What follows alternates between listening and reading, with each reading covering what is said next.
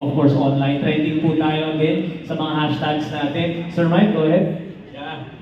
Una sa lahat, gusto ko magpasalamat sa mga customers ng Mang Inasal for the past 20 years. Alam niyo ba na voted ang Mang Inasal as the strongest brand in the Philippines?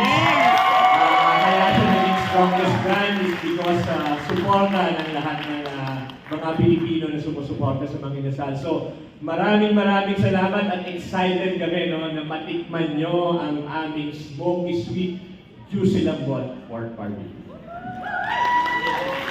Go ahead, Anthony. Yes, of course. So, lang pasalamat syempre sa lahat ng mga nandito ngayon and sa mga nanonood sa amin online. And of course, ayun, maraming salamat Kuya Mike, Papa Mike, Mang Inasal. Mang Inasal, and sa opportunities na binigay sa akin para represent yung port part of Philippines sa Mang Inasal. Ayun.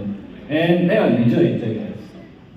Ako naman po, sobrang thank you Sir Mike and the Mang Inasal family for having us. Until now, kahit nilaunch na kami, siguro hanggang sa gitna ng kontrata natin, hindi pa rin ako makapaniwala. Sobrang over the moon po ako sa feeling na isa po akong endorser ng Mang Inasal. Sobrang happy po ako and very excited po ako sa partnership natin and sobra sana maging blessed itong partnership natin. And thank you po sa media na nandito ngayon. Sobra kami nag-enjoy. And Kuya Mike, thank you as well. And sa Mathon, Marcellers, at mga Genixters na nanonood online, thank you sa suporta at thank you sa pag-tweet. Love you guys. Love you guys. Thank you. Alright, and we are all